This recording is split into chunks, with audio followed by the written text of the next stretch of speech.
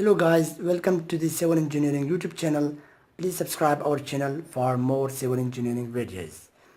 Alright, so today our topic is about the lapping and beam and columns. Right? What is lapping actually? The column or beam in structure member, for example, I'm giving you example to explain the lapping length. Is the length of the steel bar manufactured in company manufactured by companies is this a steel bar, for example, and it may be grade 60 or grade 40, but its length of the bar should not be 12 meter according to the ACI, American Concrete Institute. They don't allow the steel bar to be more than 12 meter, right? So manufacturing companies don't allow to make the steel bar more than 12 meter.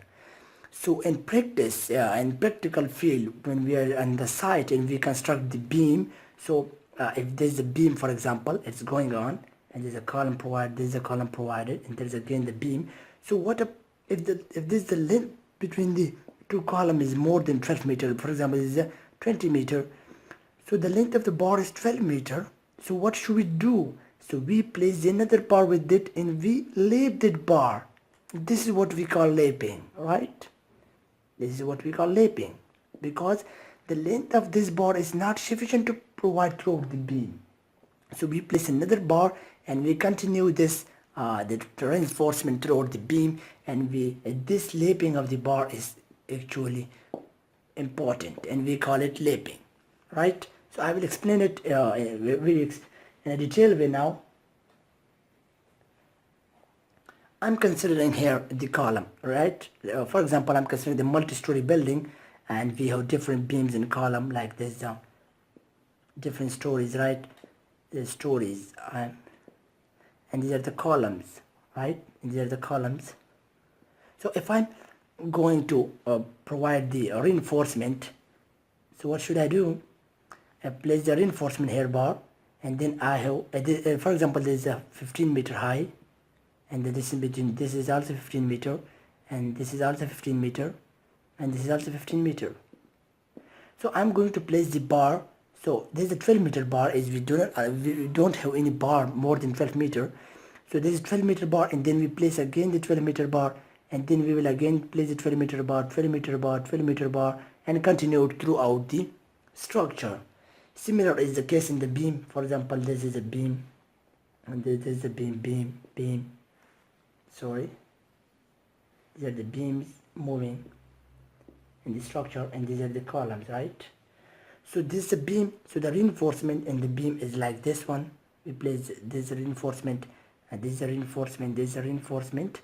So what we do, we place also the another reinforcement here to continue and to transfer the load. So this again we do the overlapping here in the column, we also do the overlapping. So this we define is the lapping in beam or lapping in columns, right?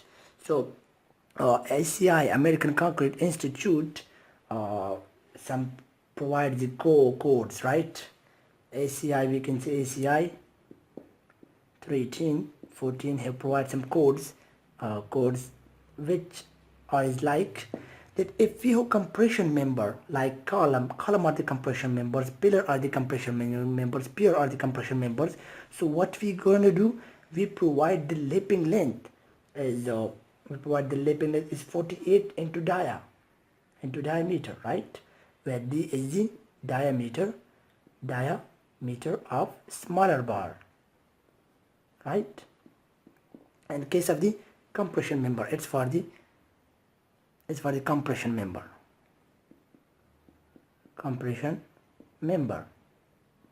right? While in case of the tension member, like for example the beam, the slab, these are the tension member, fracture members. So we will provide the 60D according to the ACI code, where D is the dia of smaller bar, right? And this formula is for the tension members, and in actual practice we provide according to these two formulas, right? And what about the for example D, I'm going to explain the D. There is a column, and we provide the one bar here, and we just then overlap this bar, So what we're gonna do, there's a compression member column because the load will coming like that on the column. So 48D for the compression member. So 48D will be like this distance will be now 48D. How? 48 into diameter, where D is the diameter of the small bar. So this is the one bar, this is the two bar. We overlap these two bars. So the D will be the smaller of these two bar, either this one, either this one, right? Either this one bar or either this one bar. Which one is smaller? We multiply this bar with the 48, so we get the distance. For example, I'm considering here, right? I'm giving an example that there's a big column and there's a overlapping length is there's a one bar, one's another bar, and it's for example it's number 4 bar, right? It means 0.5 inches diameter, and this one is also this one is number 8 bar. On number 6 bar we can say number 6, number 8 is too large in dia. So number 6 bar. So what should be this distance overlapping distance? This is a compression member, column member, so we will provide this formula to calculate the lapping length, 48 into D. So 48 into D, where D is the diameter of the smaller bar, so we will provide this bar into 0.5. So what we get?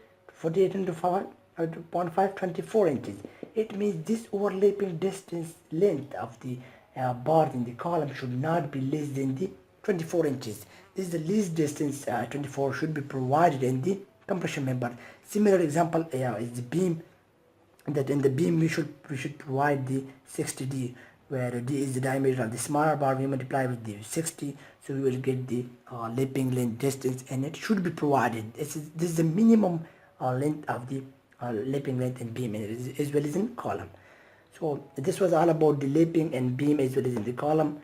So if you have any question, you can comment, okay, and you can comment, and please subscribe our channel. Please subscribe our channel for more civil engineering videos, and thank you for watching our video.